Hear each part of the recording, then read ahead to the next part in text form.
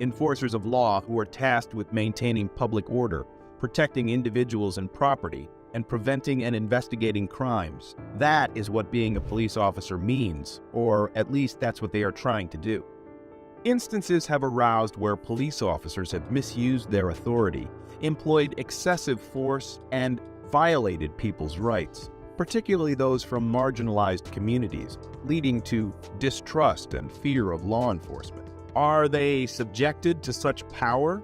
What are the legal repercussions for them, however? And most of all, would they be treated differently when compared to the masses? Join us as we take a closer look at two of the most uncanny cases that could make question the judicial system as a whole. Our first case kicks off with the case of Harold Hill, which is just a perfect example of how our justice system can go wrong. This case definitely checks all the boxes, including a horrific rape and murder, as well as a mishandled conviction, you name it. So then what went about? Let's start with the so-called beacons of justice, Kenneth Bordeaux and John Halloran, the detectives who were assigned to the case and the beacons of law. They were the ones who managed to extract a confession from Peter Williams, who was later discovered to have been in custody when the crime was committed. How did they even produce a fabricated confession from someone who wasn't even present? Hill claims he was physically and mentally tortured until he confessed to crimes he didn't commit. Is this the kind of conduct we anticipate from our law enforcement personnel? The trial itself was held when Hill was 31 years old, despite the fact that he was only 16 at the time of the crime and was therefore tried as an adult. At this point, it's just not fair, and it's incomprehensible what Hill is going through. Given that neither of the defendants had a criminal history prior to the incident, this is an intriguing move by the prosecution. Hill and Young were given a life without parole sentence after the jury found them guilty of the murder. However, 13 long years later, DNA tests showed that neither of the defendants' cellular components found under Kathy Morgan's fingernails, nor the hair found at the crime scene matched either of them. Imagine the sheer suffering Hill endured for something he didn't do. It continues to amaze me how Hill managed to hang on to his life. The prosecutors disputed the findings despite this evidence, claiming that the hairs had nothing to do with the crime and that the cellular material might have come from sweat or drool that the recovery teams had left behind. Even in the face of such overwhelming evidence, it's shocking that the prosecutors were so resistant. Young was killed in a hit-and-run incident shortly after Harold and Young were finally let out of jail. This almost leads us to believe that this is almost a plot to clip both of them. Hill, on the other hand, accused the city of Chicago, the police, and the two detectives involved in the case of coercing a confession and violating his civil rights in a complaint he filed against them. The case was resolved for $1.25 million, of which Hill received $500,000 and the remainder was paid to the lawyers. It's surprising that the detectives were only asked to make a pitiful $7,500 payment for their roles in this whole fiasco. You think that's all? Wait until you hear this. It should be noted that Hill is currently serving a 27-year sentence after being found guilty once more of an unrelated charge of armed robbery. In spite of this, it is obvious that Harold Hill was let down by the legal system in the past. This case emphasizes the need for justice system reform to prevent erroneous convictions and make sure that those who abuse their power are held accountable. Starting with the investigation and continuing through the trial and conviction, the Harold Hill case is a tragedy of errors. Hill was wrongfully detained for 13 years, and because the system made him a criminal, he was never given the opportunity to adapt to life outside of prison. He was completely screwed over by the system, and the police only received $7,500 each. When police officers commit acts like the ones they did, they should be imprisoned for a minimum of the same amount of time as the victims they imprisoned. Up next, we have an oddball in the form of Sergeant Mario Cardona versus Daniel Garza. After being thrown and pinned to the ground, Daniel Garza was rendered helpless. Officer Mario Cardona, a longtime friend of Garza's, was on the verge of breaking his wrist. Confronting a criminal and keeping him confined is one thing, but putting a civilian without a reason is shocking. Garza recalled, I was trying to be a man and trying to hold in the pain, but man, that wrist lock hurts. He's just bending it and bending it. But why did Cardona go so far as to nearly break his wrist? His actions were apparently driven by rage toward Garza, whom he accuses of attempting to kidnap his stepdaughter. But are cops subjected to such an authority in the first place? It appears that the two men had a long history together because Garza had once dated Naomi Villanueva, the stepdaughter of Cardona. Villanueva left her parents' home to live with a friend because the relationship had reached its breaking point. However, Villanueva was allegedly taken from her friend's home in May 2015 by Garza without her consent and brought to her parents' residence in Whittier, where Cardona lived across the street. Garza was performing pilates in his garden when Cardona saw him and told him to go to the street. Cardona started his assault as soon as Garza sat down. Garza claimed that he was not the aggressor, and a neighbor who saw the incident attested to Garza's innocence. As soon as they arrived on the scene, the sheriff's deputies saw redness on Garza's face, bruises and abrasions on his knees, and redness on his wrist. After Garza complained about Cardona, the city of Los Angeles, Chief Beck, and Cardona were named as defendants in a federal lawsuit. Garza claimed that he had been the victim of a false arrest, an arbitrary search and seizure, overuse of force, an assault and battery, negligence, and intentional infliction of emotional distress. The trial also featured a video of the incident captured by one of Garza's neighbors. They had made up a story of what had happened to make him look like a hero, and me look like a criminal, Daniel Garza. The hearing was presided over by U.S. District Judge Stephen V. Wilson, who heard former Deputy City Attorney Michael Amarian speak in defense of the city. Cardona was found to have acted maliciously as an off-duty officer by the jury, and on June 26, 2017, he was ordered to pay Garza $210,000 in damages. In addition, the court added $664,000 in attorney's fees and $26,000 in post-trial costs. The city of L.A. refused to take responsibility for Cardona's actions and even refused to indemnify the officer, forcing him to pay for the charges out of his pocket. Jim DeSimone, Garza's attorney, claims, "This is the problem with the LAPD. This is why people are out on the street." The incident serves as an example of how police can abuse people and get away with it. In this instance, however, Garza was able to confront the authorities who had infringed upon his rights and prevail in his lawsuit against Cardona.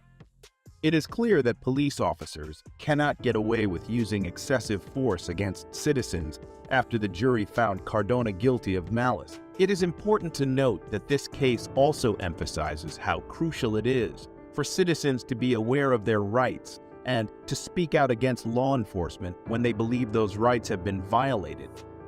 Garza's decision to accuse Cardona of using excessive force and file a complaint against him demonstrates that people can take legal action to stop police brutality.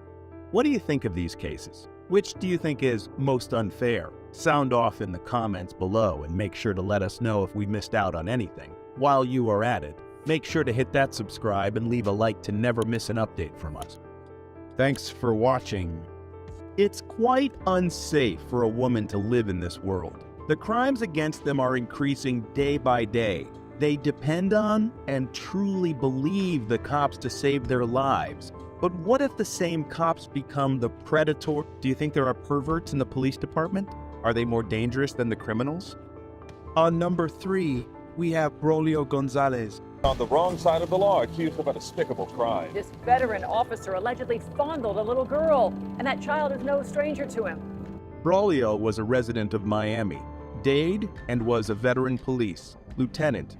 The heinous act took place in 2018 when he kidnapped and molested a child. The survivor was a child who was related to him.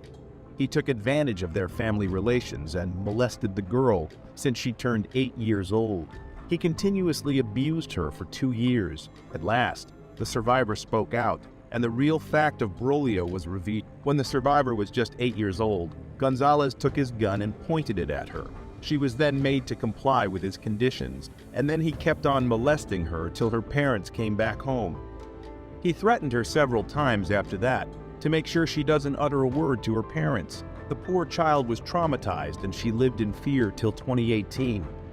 When the case was taken to court, it was revealed that Braulio used to take the girl to his home as well and made her strip down all her clothes before him. He then touched her private parts forcefully. Her screams were silenced by that television's volume, and she was mentally broken by this heinous act of this pervert officer. As the case continued in the court, another child came forward, speaking out about what Braulio did to her as well. She survived the perverted act of this veteran officer. He used to creep her out by watching her shower. She was only 9 years old at that time. Braulio showed aggression towards women in general. He attacked 3 of his ex-girlfriends. They all suffered severe physical injury.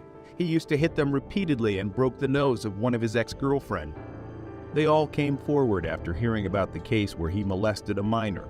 They were all happy that finally the world got to see the real face of Braulio. The acts of Braulio did not suit that of a police officer. He has to treat people with respect and make sure that they are living life safely. But instead, his predator behavior was shown to the minors. He targeted them and molested them for years. He held a 9-year-old girl at gunpoint and molested her brutally. When the decision of the court was declared, everyone was beyond shocked. They never expected Braulio to walk free. Well, he was not fully free, but the court ordered a house arrest that 2 paid leave from his job. The court turned a blind eye to his wrongdoing. He was overjoyed as he thought that he escaped the prison, but fate had another plan. After a long legal battle, Braulio got the punishment he deserved. He was sentenced to jail. He would serve life in prison. Braulio never expected to receive such a punishment. He thought that he could evade the law of the country and take advantage of many other children. None of his plans worked, and you can see the aggression and disappointment on his face. The prosecution lawyer Natalie Cinder called Braulio a dangerous person, and the world agrees with her. He could hurt a lot of girls if he roamed around freely with the power of a police officer. Braulio never apologized to the survivors. He had no remorse, and he stood there in court being proud of his deeds. He was given several opportunities to apologize, but he refused every single one of them. He didn't want to show that he regrets it. On number 2, we have the Timothy Sadler Jr. Polk County Police Department received a call from a mother of a 9-year-old to file a complaint regarding the inappropriate photos she found in her daughter's phone. The mother was beyond shocked when she found nude photos of a man in her 9-year-old child's phone. She wanted to file a complaint as soon as possible and find out the sender.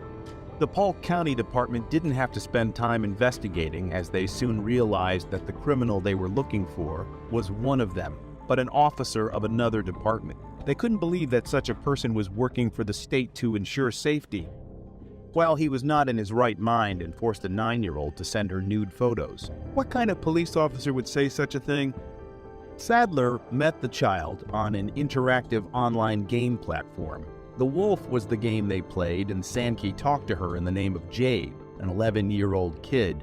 The poor child didn't realize the trap she was setting foot on. Sadler planned to get nude photos from her and threatened her to meet with him for a sexual encounter.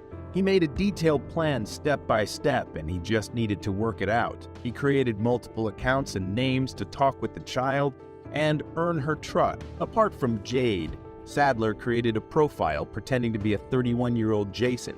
He talked to the child, introducing him as a close friend of Jade's father. The child believed him, as Jay confirmed that it was her dad's close friend.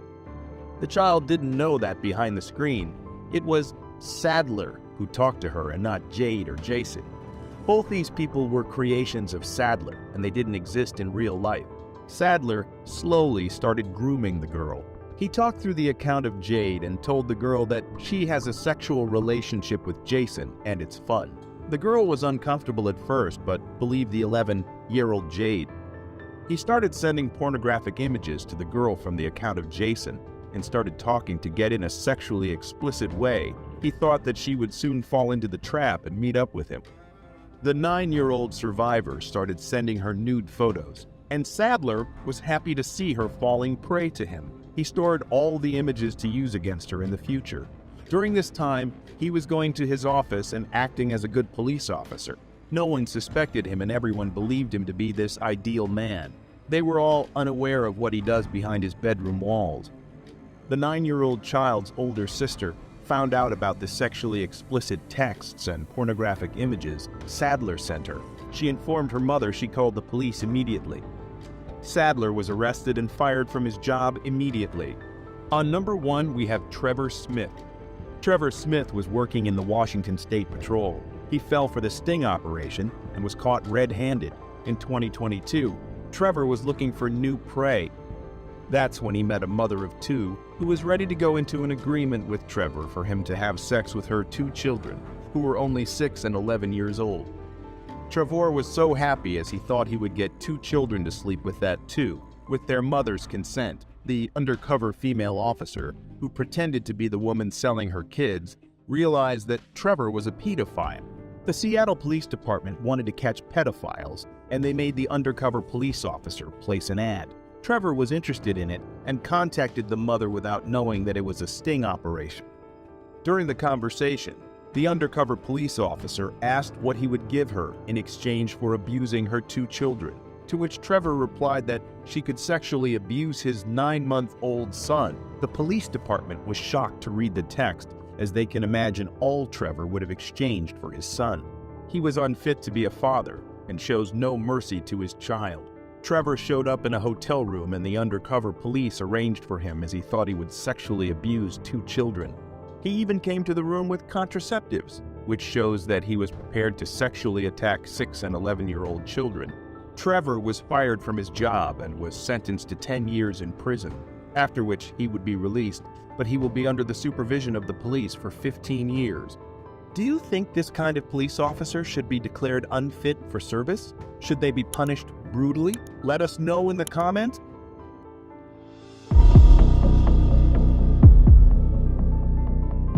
The video shows cops recording a residential street. But what is going on here, and why is the officer recording everything? Stay tuned to find out. Later, it was revealed that the video showed undercover cops correcting pedestrian offenses and investigating a case. James McLennis, who operates the Pinellas County Sheriff's Channel, provided the content. The interaction involved several deputies from the Pinellas County Sheriff's Office parked on a residential street while conducting an investigation near a nearby residence. Just all the undercover police cars. Sheriff's. This undercover. And this one here does not look like a police vehicle. McLennis begins recording the interaction as he walks in the middle of the street, arguing that there are no sidewalks and that the officers have blocked the side of the road. He further tells an officer that engaging in the act of recording a video in this situation falls under the protection of the First Amendment, as it is considered a constitutionally protected activity. Hey, sir. You know what else says that? ID on you? I don't need ID. No, I don't need to ID. If you're coming into the middle of our investigation, you do. Actually, this is the middle of the street, and I'm walking you're on a not public supposed street. to be in the middle of the street, so that's a violation. Actually, there's no sidewalks here, so it's not. You cannot be in the middle of the street. Well, you notice you're blocking the way on the side of the street. All right, let me get a pad. You have ID at all? During the encounter, McLennis asserts that he's not required to provide identification to the officers. However, the officers argue that since he is intervening in the middle of their investigation, he must provide identification. McLennis counters their claim by stating he's simply walking along a public street, which lacks sidewalks. He points out that he's not obstructing traffic since there is ample space on the side of the street. I don't have to show ID. I have not committed a crime. Did you drive here? No. But you have to ID who you are. No, I don't. Yes, you do. Under Florida statutes, we're not an ID upon demand state. McLennis maintains that he is not obligated to present ID since he's not committed any crime. However, the officer insists that McLennis must provide identification, even questioning if he drove to the location. McLennis continues to assert his position, stating he is not legally required to provide identification, citing that Florida statutes do not classify the state as an ID upon demand jurisdiction. Am I being detained?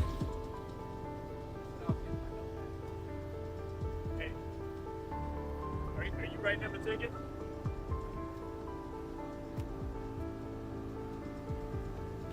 You do understand when there's not a sidewalk, there's a certain direction that you need, right? You need to walk on the street, right? You can't just walk down the middle.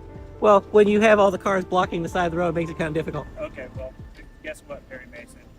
Since you're so good good on the What's First are you a Amendment and the police officer? Constitution and all that. As another officer joins the conversation, they inquire whether McClennis intends to issue a ticket. They then explain that when there's no sidewalk available, there is a specific direction for pedestrians to walk onto the street, emphasizing that walking in the middle is not permissible. McClennis responds by highlighting the challenge of following the designated walking direction when all the cars are blocking the side of the road. You're so good on the What's First are you a Amendment and the police officer? Constitution and all that. I'm asking you to Read the identify yourself. statutes. Excuse me? I'm asking you to identify yourself. Are you a police officer? Yes, I am. Can you please give me your name and badge number? No. Are you refusing to identify yourself? What, is there a Florida state statute that says I must? I think it's are you a Pinellas County Sheriff? Yes, I am. McClennis requests the officer to identify themselves by providing their name and badge number. The officer declines to comply with the request. McClennis then questions whether the officer is refusing to identify themselves and asks if there's a Florida state statute that mandates such identification. The officer suggests that it is likely the case, but McClennis inquires specifically about the Pinellas County Sheriff's Office policy regarding citizen requests for officer identification. The officer does not provide a clear response. How am I supposed to file a complaint against you? Okay. What do you want to file a complaint No. for? 'Cause if you want it, I'll give it to you. I do want it. I've Okay, asked for but it. let me finish my train of thought Go first ahead. before you interrupt me with all your Perry Mason stuff. McClennis continues to express his frustration and asks the officer how he's supposed to file a complaint if needed. The officer responds by asking for clarification on the reason for the complaint. The officer then asks McClennis if he understands that there is a Florida state statute prohibiting walking in the middle of the road, seeking a simple yes or no answer to his question. As the two other officers join the conversation, they question McClennis' statement that they are not blocking the road. McClennis responds by reiterating that the officers are obstructing the pathway on the side of the road. How are we blocking you? Exactly. You I are guess blocking that the pretty much answers your pathway on question, the side doesn't of on the side of the road. This is the intimidation that the Pinellas County Sheriff's try and use if you exercise your First Amendment activity. No, They surround actually- you, accuse you of crimes, refuse to identify not a themselves, crime, it's a intimidate civil yourself. infraction. Why aren't you continuing with your investigation? Why are you out here bothering me? He suggests that this behavior is an attempt by the Pinellas County Sheriff's Office to intimidate individuals who exercise their First Amendment rights. McClennis further asserts that the officers surround individuals, accuse them of crimes, and refuse to identify themselves, creating an environment of intimidation. Here, it's not a pedestrian violation, but nice try. You're right. You're the expert. You know, I've only spent 20 years doing this job. You're the expert, though, right? After 20 years, you still What think it's exactly necessary? statute is it? Do you know After what 20 statute after it is? 20 years, you think it's actually necessary to come out in the street and bother people who are walking by? You can't walk in the middle of the road.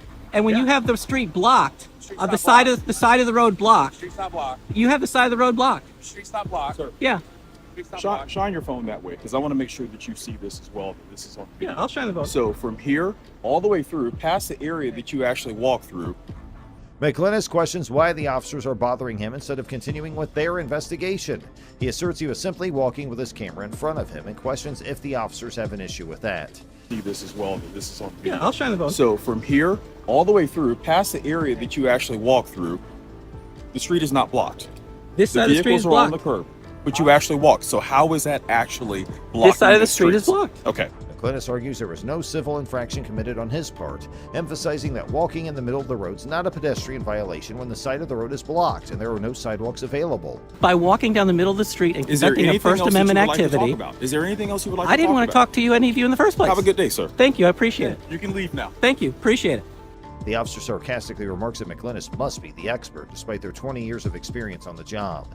McClennis responds by pointing out that even after 20 years, the officer still believes it is necessary to come out onto the street and bother people who are merely walking by. As another officer approaches McClennis, they ask him to shine his phone in a particular direction to show him that the street's not blocked beyond the area where he walked. The officer argues that since McClennis walked on the curb, it did not hinder the side of the street. McClennis reiterates there are no sidewalks available, emphasizing the lack of an alternative path. The officer responds by stating McClennis is impeding their ongoing investigation. I still can't walk down this side of the street, And told you to leave. Leave now. so I have to leave the street. Leave this investigation right now. So where is the investigation? Where's the blue line? Is it over here? Is it over here? Is it over here? Is she impeding the investigation too? I'm just curious. McClennis insists he still cannot walk on the side of the street. He questions the whereabouts of the investigation and sarcastically asks if the blue line indicating police presence extends to different areas. The implication is that the officers are unnecessarily impeding his right to walk freely. Mr. McClinnis continues to videotape the police vehicles as he carefully left the location, having no further problems. He then attempted to register complaints against the deputies involved. Mr. McClinnis started the process by requesting public documents to find out who the deputies were. Unfortunately, his request was refused and the needed information was not given to him. Good morning, I'm Officer Parker with the Guyton Police Department. Any reason you ran that stop sign right there? What stop sign? The one right there at Parker's. One that I sat there for like 5 minutes waiting for traffic to go through? You have a driver's license. I do. Can I get it? Yeah, that's fine. Oh, shoot. We need a debit card, huh? I don't want that. Just give me a second, okay? Okay, no problem. All right, here you go, Mr. Harville. Please be more careful at stop signs, okay? I got you. Hey, man. You know I got a dash cam, right? That's fine. Okay. It's a stop sign right there. And you have a dash cam. I'll show you running the stop signs. Okay. Have a good day. You too. In this incident, a driver named Andy Harville is pulled over by a police officer named Marcus Parker. The officer falsely accuses Harville of not fully stopping at a stop sign. Harville informs the officer that the entire incident is being recorded on his dash cam. Despite being informed about the recording, the officer continues to make false accusations and insists that Harville did not come to a complete stop. However, the dash cam footage later proves the officer wrong. It clearly shows that Harville did stop for about a minute at the stop sign and was driving safely. It is revealed that Officer Marcus Parker has a history of misconduct. He had previously been put on administrative leave from a different police department for driving under the influence.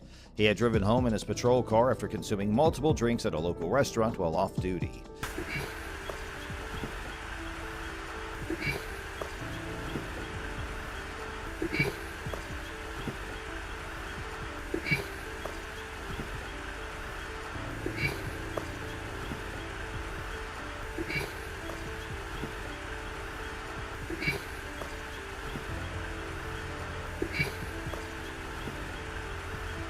Parker had been dishonest with his supervisors about the incident before eventually resigning and joining the Guyton Police Department.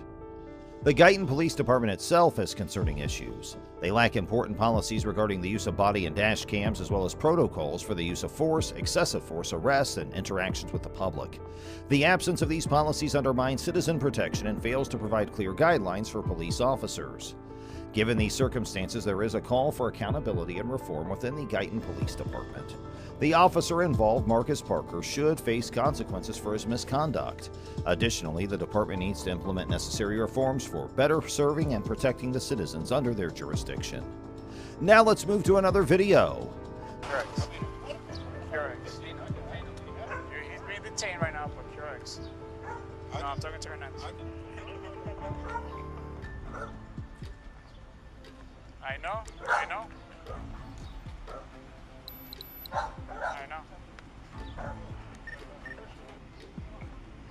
Checking for an aggressive white female, unknown weapon, wearing a white shirt and jeans, making threats to harm herself. Samuel Scott Jr.'s incident began when his car, a 2006 black Jeep Compass, was stolen from outside his aunt's house in Buena Vista in Miami.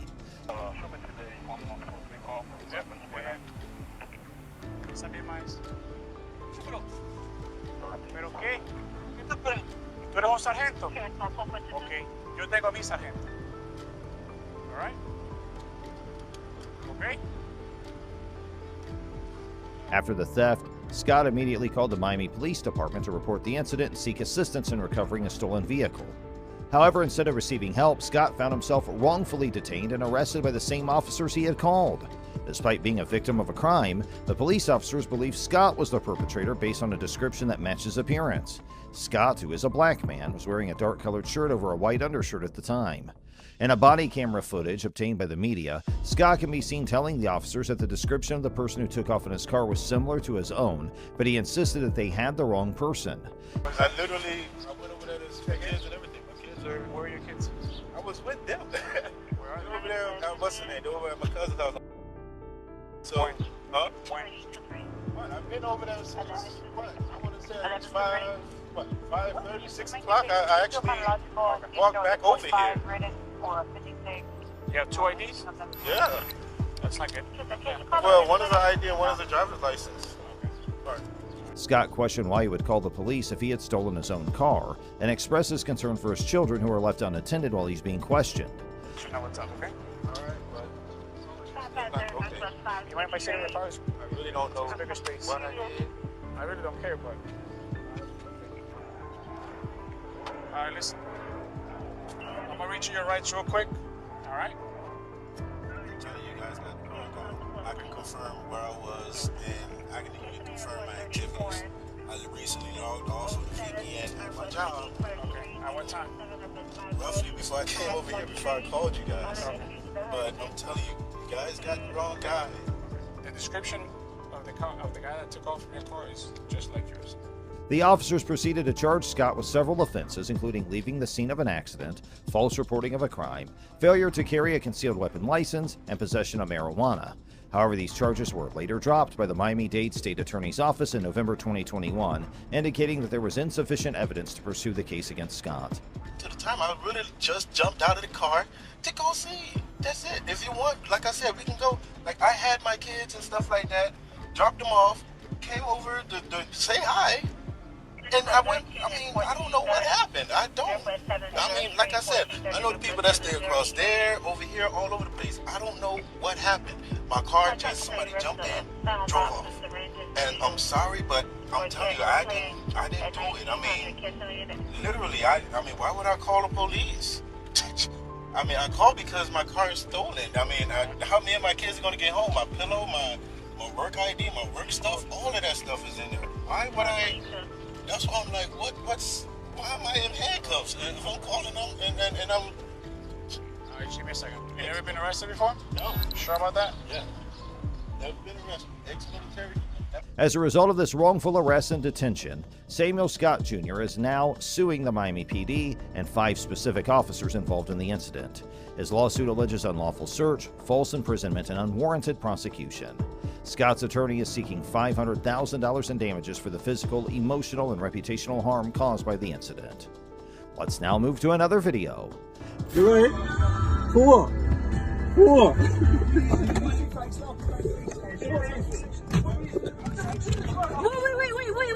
Wait, he didn't do anything!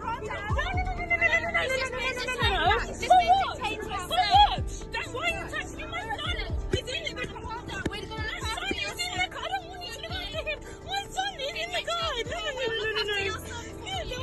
No one's gonna be hurt, just get out of the car! In this incident, the London Metropolitan Police pulled over 2 world-class athletes, and they have been accused of racial profiling. One of the athletes is Bianca Williams, a member of Great Britain's sprint team. According to Williams, the police officers approached their car aggressively and seemed ready to break the car window within seconds of their encounter. Ricardo dos Santos, who is Williams' partner and a record holder in the 400-meter event, denies the allegations of cannabis possession made by the police. He expresses feeling hurt and fearful as a result of the incident.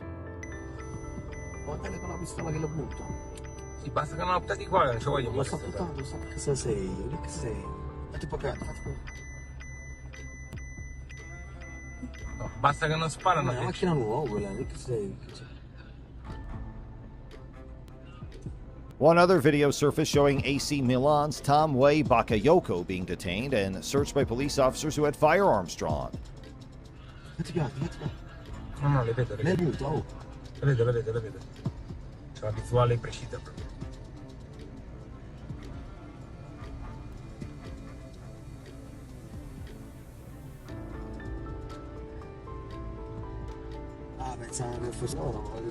However, Bakayoko was released after the officers recognized him as a famous footballer.